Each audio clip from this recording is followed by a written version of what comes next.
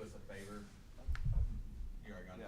Yeah. We'll just jump straight into questions. Coach Leftwich, who would like to lead us off? Go ahead. Coach Leftwich, Justin Apodaca, RedRaidersports.com. What was the biggest, advantage of coming here? You mentioned your conversation with Coach McGuire and just everything that has led to your early rise to be a Power 4 coordinator. Yeah, I think first and foremost, being a kid who grew up in Texas, I think from afar I've always looked at this place and seen the success that it's had and seen the potential, for growth. And, it's a place where you can go and compete for championships. So, excited to be here. But, yeah, that conversation with Coach McGuire and kind of his vision for the program and the culture that he's building here was something that I was really excited to be a part of. I've watched a little bit of y'all's tape from Texas State, and I'm just curious about what your thought is. So it seems like it's a lot of window dressing, a lot of motion, trying to attack simple base concepts. And I know that you've mentioned before that you like to tag stuff, field and boundary. I guess could you just walk me through your pass game philosophy and just how you plan to attack defenses here at Texas Tech?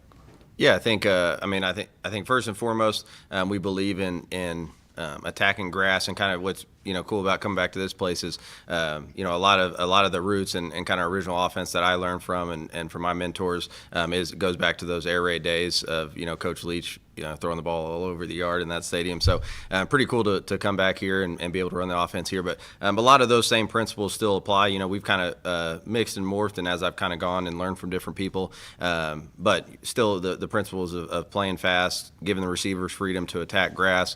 We'll do a lot of stuff, what people would call choice routes.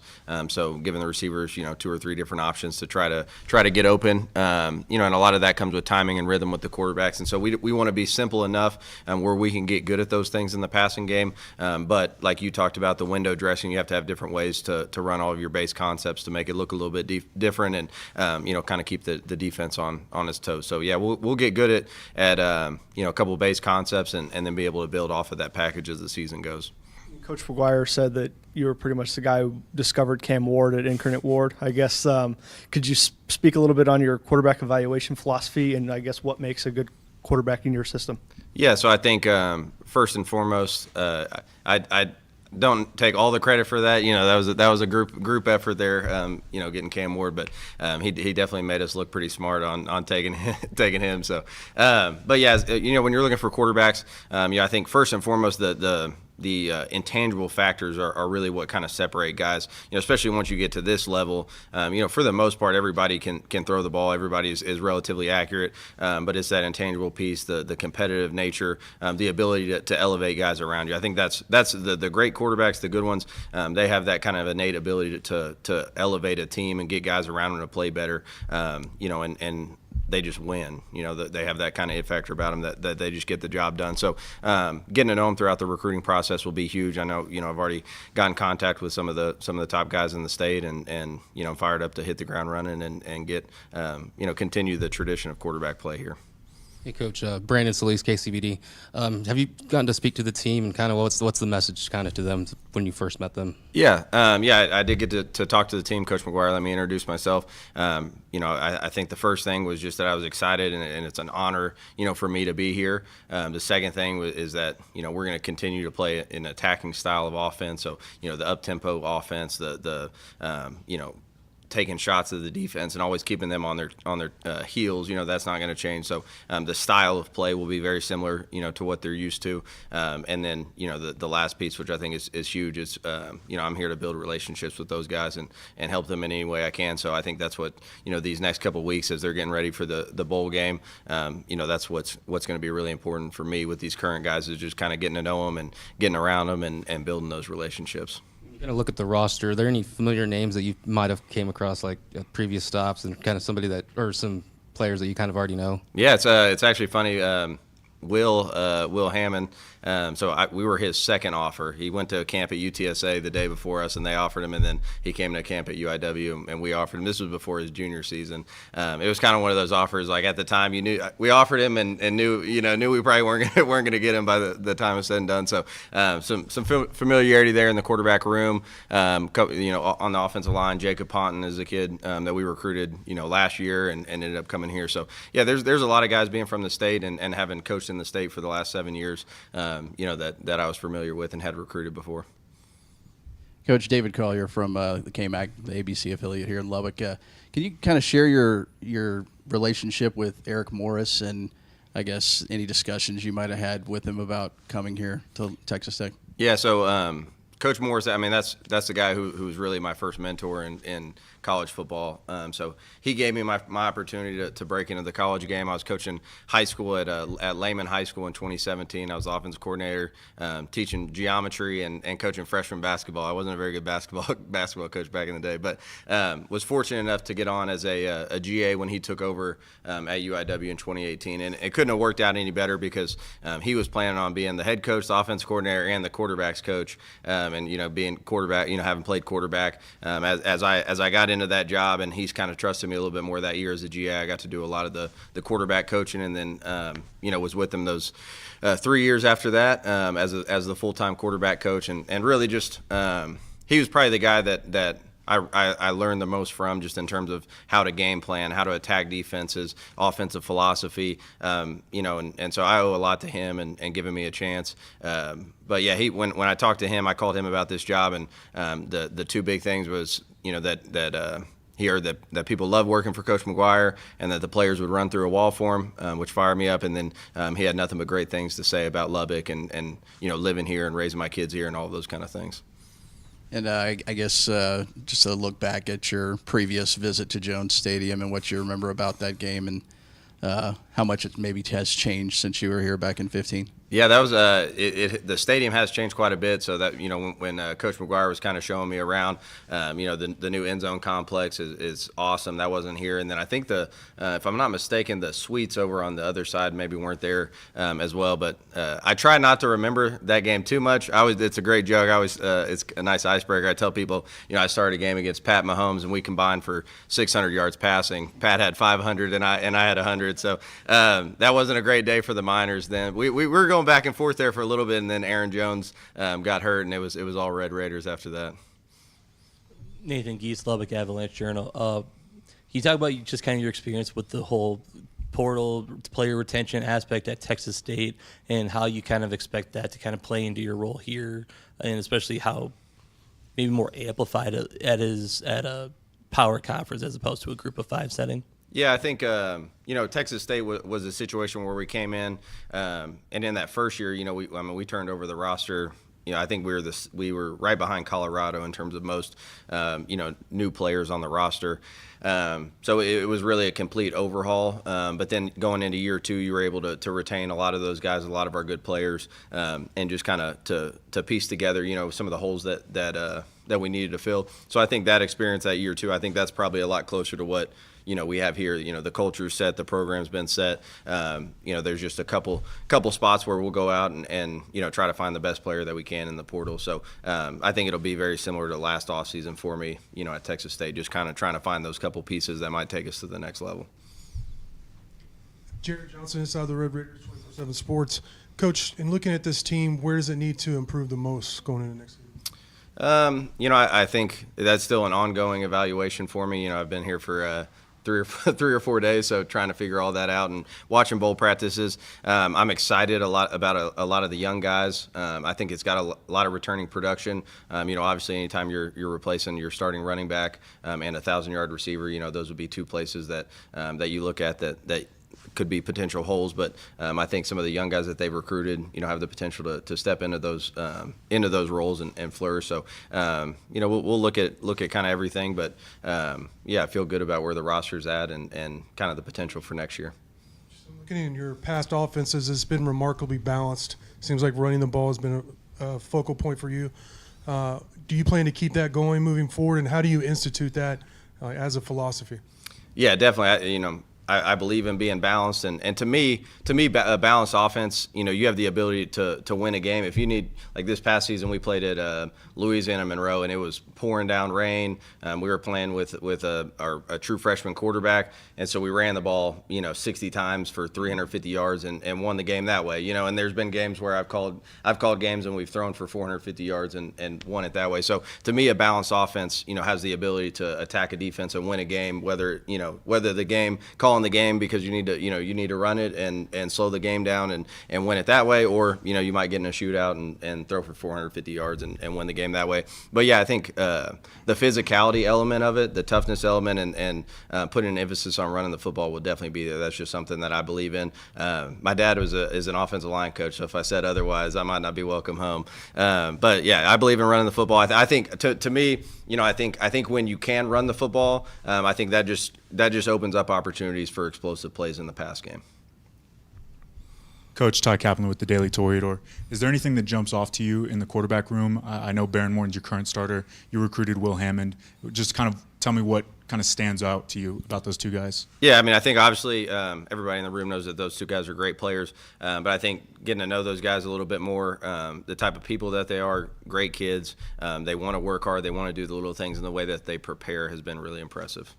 And then, did you have any past with Garrett McGuire at all? Did you know him before this? No, we met last off season, right before the season. We met at the AFCA, the 35 under 35. We were both members of that last off season, so got the chance to talk a little bit, kind of in between breakout sessions there. So, but excited and fired up to work with him. We've been together for 2 or 3 days now, and both being coaches' kids, there's a lot of similarities. I think we'll end up being pretty close.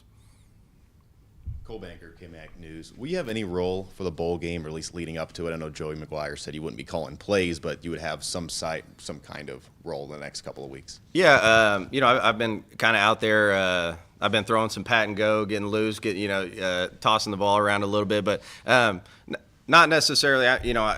Juice has been doing a great job stepping into that role and kind of running the offense right now for the time being. And so, kind of letting him do his thing and just being there kind of in an advisory type role, I guess you might say, and kind of getting to know the players and being out there at practice is kind of more of what I've been doing.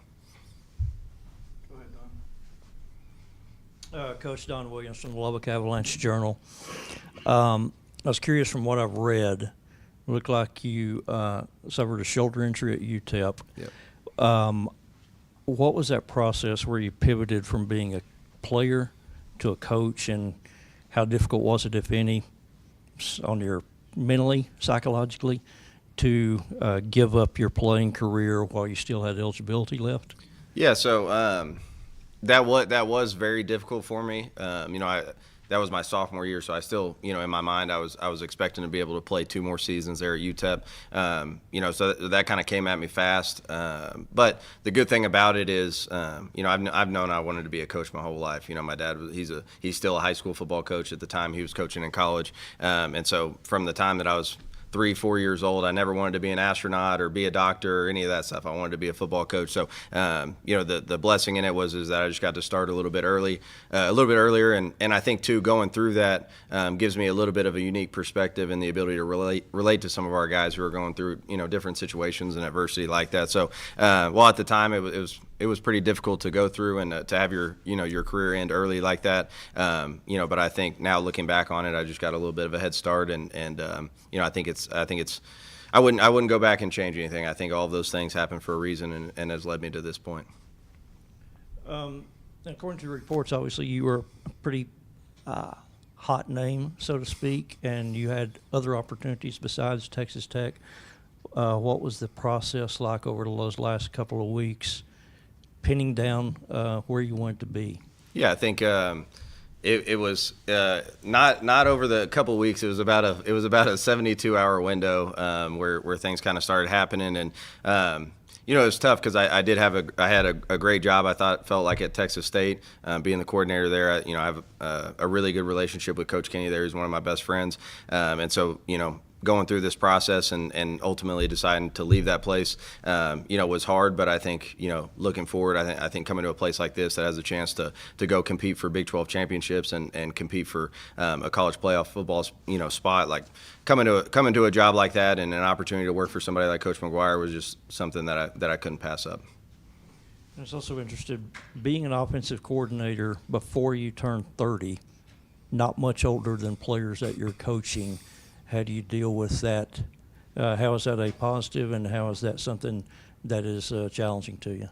Yeah, my first year as an offensive coordinator, my quarterback Lindsey Scott Jr. He was a 7th-year guy, so I think I was literally only 3 years older than he was. But Yeah, it's good. I think as a young coach, you have the ability to bring bring good energy and to relate well with the players. I think you have to do a good job of not being friend. You don't want to be their friend, right? You still have to be their coach, and so being very demanding and setting a high standard and holding those guys accountable. You can't be scared to hold guys accountable, and so all those things that go into being a great leader. I think as long as you do those things, I think it becomes a really good positive, because I do think the players relate well to the younger coaches, and I'm able to bring good energy and I feel like I'm a guy that those players enjoy playing for and will play hard for. All right, we'll wrap it up there with Coach Leftwich, and we'll bring in Coach Wood next. Yeah, thanks, guys.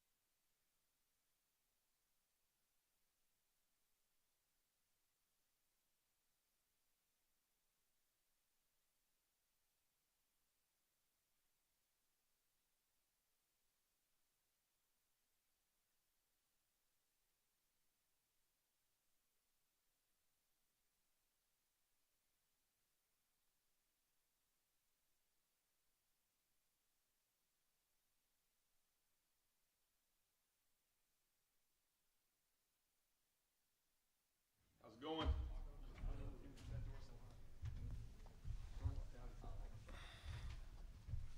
All right.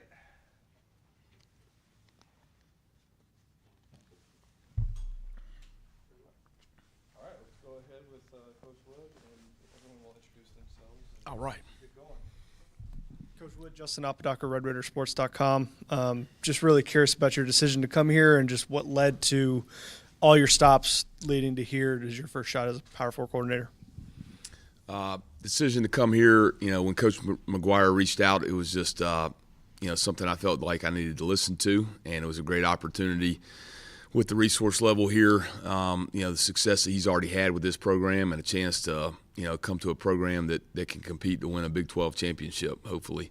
Obviously, that's the goal, and if you're doing that, you're in the 12-team playoff now. So that was a really great opportunity for me professionally and for our family.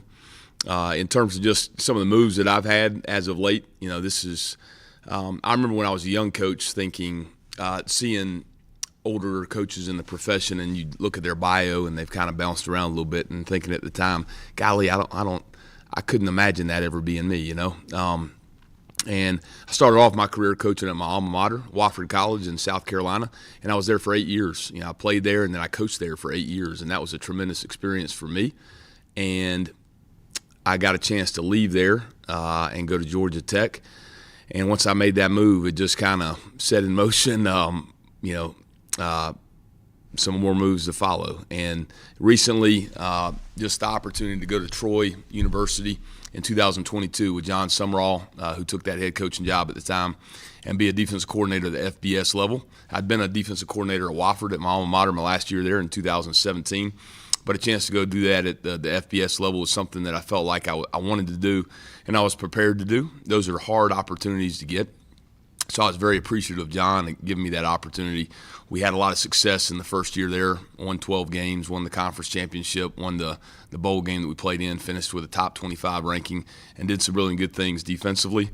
That led to an opportunity at Tulane, and we had a good year there.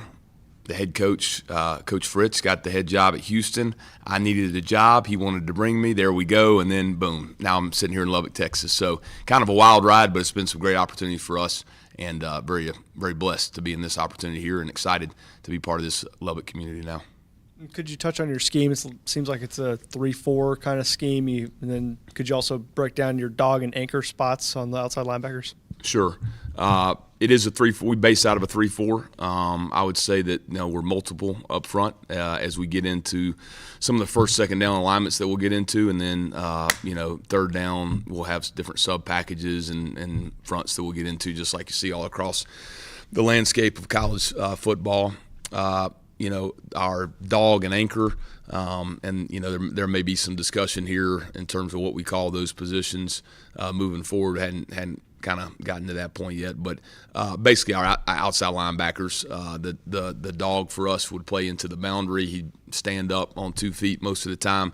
He's going to be part of the front the majority of the time, rushing the quarterback, playing the run, might drop into coverage occasionally, and then the anchor for us would play to the wide side of the field most of the time, would be an outside linebacker or maybe more of a defensive back. And it's probably been a position where most recently it's been more of a defensive back at that spot for us. We always look at our personnel and then some of the things that we want to do from a coverage standpoint or in the box, and we try to adapt and be flexible to take advantage of the strengths that we have. But that player is going to play coverage the majority of the time, and then how we use that and the coverages that we play will be dictated a little bit based off of who that individual is. You kind of touched on my next question, which was getting multiple and money downs and stuff like that. I guess another thing that stood out to me in your film at Houston last season was having those guys near the line of scrimmage, your linebackers able to send different blitzes, maybe not bringing a ton of zero pressure, but able to overload one side. I guess what's your thought process on pressures, on money downs, and just trying to affect the quarterback in that kind of way? I think that the offensive skill at the quarterback position at this level is really good, and the guys that they have a chance to target on the perimeter can create matchup problems for you. So I think each week you're trying to look at I think probably most people, and for me certainly, I'd like to have a package of things that we can do, whether that's nickel package, dime package, other names that we might come up with, but just the ability to put guys in different positions on those conversion downs, and take advantage of the different skill sets that we have. And a lot of times you give guys different roles, or maybe give them a role that they don't have on other situational aspects of the game. So you want those packages, you want to have those installed, and you want to be able to build some things with those. And then I think as you get into the season and you start to learn your personnel and you're taking on different matchups, you try to just do the best job as far as making decisions on what's going to help us win these downs and get off the field. And sometimes that might be more pressures and exotic fronts to try to dictate protection, disguise coverages.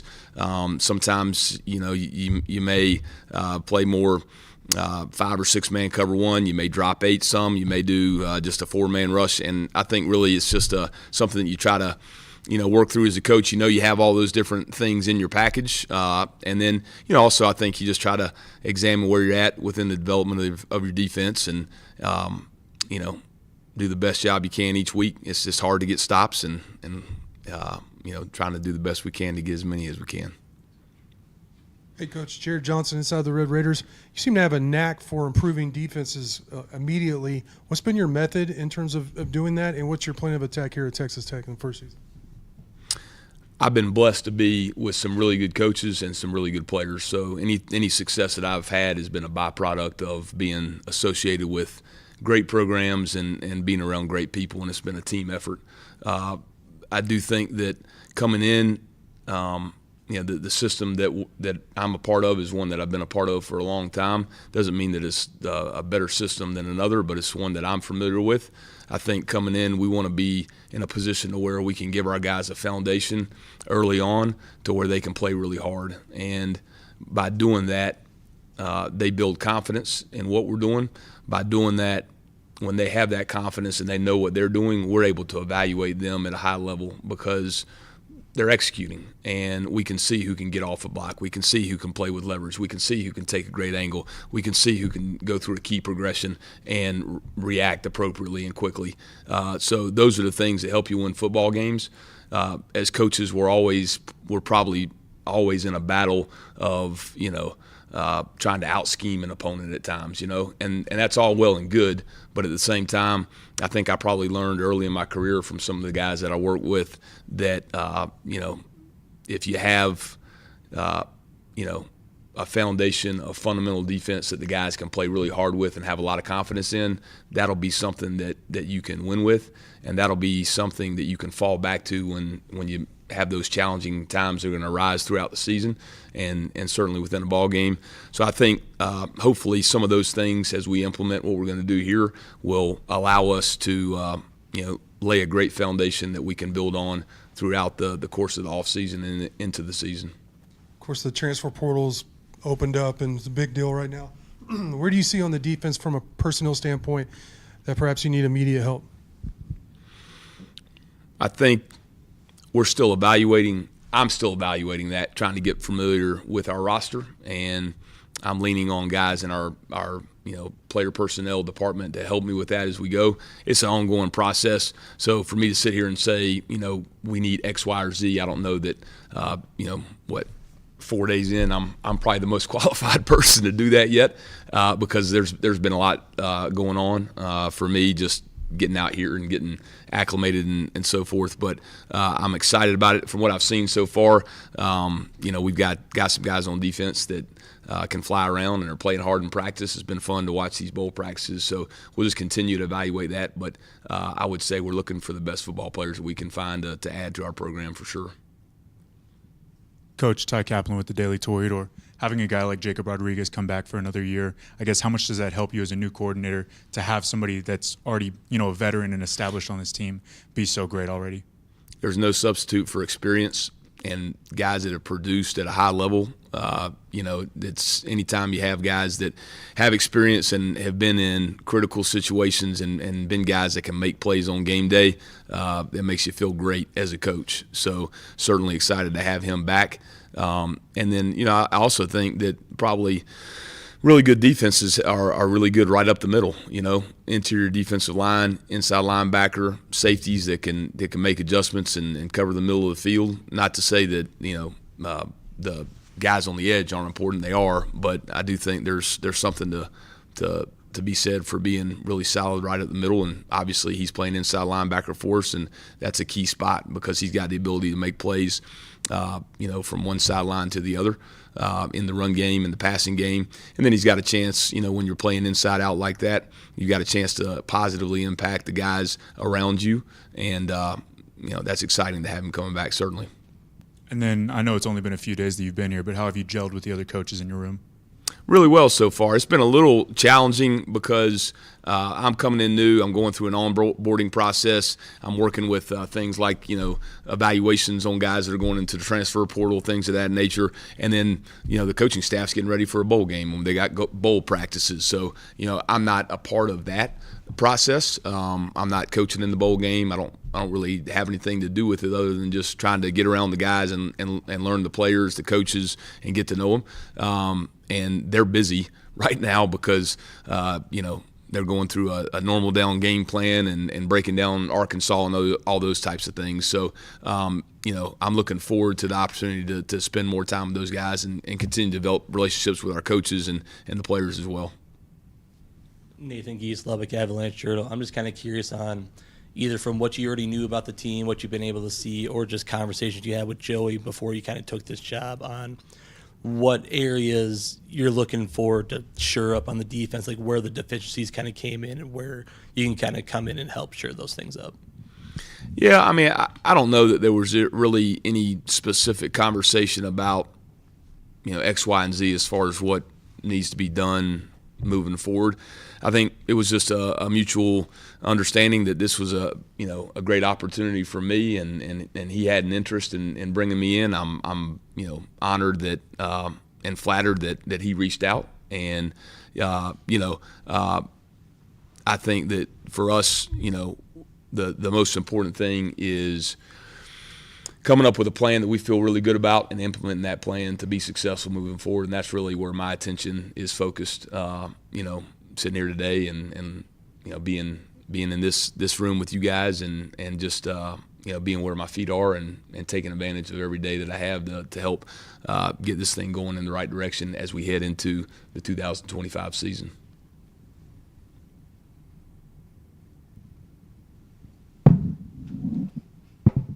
Coach Don Williams from Lubbock Avalanche Journal. I was going to ask you about your name. If I can believe Wikipedia, your first name is David. That's right. And so I've never heard the name Shield before. Tell us the origin of that name and why you decided then to go by an uncommon middle name versus a common first name. Well, thank you for asking that question. Sincerely. My first name I'm David Shield Wood Jr., so I'm a junior. My dad's David. And it is my paternal grandmother's maiden name. It's a Scottish family name, and my parents decided to name me after my dad. And then at some point there, right after I was born, instead of having two Davids at the house and everybody being confused, they decided to call me by my middle name, Shield. And I agree. I've only met one other person with that name, and it's my dad. So it's unique, but I've enjoyed it and appreciate you asking. That in regard to mispronunciations or we'd be here for a while if I took you through all of that. I can remember junior, senior year, probably junior year of high school, to be honest with you. First time I was really playing varsity football, Spartanburg High School, Spartanburg, South Carolina. We're a 4A program. We're a lot of the bigger Texas programs, I guess, pretty good following of fans and all those kinds of things. And I'm playing receiver and I make a big catch and the guy on the PA calls my name out and, butchers it pretty good. So you can imagine, the pronunciations that you might get because it's just so unique and you don't hear it very often. So doesn't bother me though. You played college football at your hometown school. What were your options coming out of high school, and what was kind of the process of going from Spartanburg to Wofford? Well, kind of unique a little bit. My dad played college football at Elon College at the time in North Carolina, and then stayed right there and was a high school teacher and coach. And long story short, went from high school to college, Division II, and then left the coaching profession and got into higher ed administration, athletic administration and higher ed administration. So we moved kind of 3 times growing up. North Carolina, he was at Catawba College, Division II school there. Went to East Tennessee at Tusculum College, just outside of Johnson City in Greenville, Tennessee. And then he got a job at Wofford College. So when I was in the 8th grade, we moved to Spartanburg, and Wofford had just been in a transition to Division I FCS football and Division I athletics. And so he went there as the athletic director and ended up being the athletic director for several years there. And then my freshman year of college, he actually transitioned back to an administrative role that he then, retired from Wofford. But the connection with Wofford was, that's what our whole family was all about. So, I think he went to every Wofford College football game once he became athletic director. He went to every one of my football games in college, never missed one. But I remember, I'd play football on a Friday night, when I was in high school, and I'd be in the car with him driving to a Wofford College football game on Saturday if it was on the road, or going over to Gibbs Stadium and watching a home game. And so that was just, I was around it all the time. I was a late bloomer and didn't have a whole lot of recruitment coming out of high school. Mike Ayers was the head coach at Wofford College, and retired there after the 2017 season, after 30 years being the head coach there. Just a remarkable man and an unbelievable football coach. And I got a chance to know him in high school, and when he gave me the opportunity to come there, it was a no-brainer, and it's changed my life being around him and in that program, and the coaches that were in that program. Really just a spectacular experience for me, and I wouldn't be sitting here today without it. And then one more, if you don't mind. You played wide receiver at Wofford, and then virtually your entire coaching career has been on defense. How did that happen? And I was also curious because it looks like you coach safeties and linebackers about equally. Which do you prefer? Which do you think you might coach here? Go figure that one, right? I played receiver at Wofford. We were an option team, mainly under center, so I did a ton of blocking and very little pass catching. And I got my start. When I got out of college, I coached 1 year of high school ball, was a supplemental coach in the afternoon, and then it was right there in Spartanburg at Woodruff High School. And then Coach Ayers, my head coach, allowed me to kind of, be there in the building during the day and assist and learn from the defensive staff and kind of help them out a little bit, and thought that would be good for my maturation as a coach. So he, right after that, he hired me back, and I was the full-time wide receivers position coach for 4 years. I think that opportunity to sit in with the defense and learn just really piqued my interest that first year out of college. And we had a couple of coaches that had moved on, and I had an interest in coaching on the defensive side of the ball. Nate Woody was the defensive coordinator there, unbelievable coach and mentor to me. And so I went to coach. When one of our coaches left, I went to Coach Ayers and asked him, or just told him I'd really be interested in talking to you about moving to the defensive side of the ball. He said no. Probably very wisely. I was probably not ready for that. Well, flash forward a year later, we had another defensive coach move on to a different opportunity, and in that instance, he walked into my office one day and said, "You still want to coach defense?" And I said, "Yes, sir." And he gave me that opportunity. Not many head coaches would probably have done that, and I'm forever indebted for that. And then it just kind of went on from there. In terms of coaching positionally, I don't know that I really have a preference. As you mentioned, I've coached, inside linebackers and safeties. They're both really fun positions to coach because they're right down the middle of the defense and there's a ton of action going on. So just love coaching the game, and you know, being in whatever role best fits our football team is you know, what I'll look to do. All right, we'll wrap it up there. Thank you, everybody. Thanks, Coach. Appreciate it. Nice meeting you guys. Look forward to getting to know you.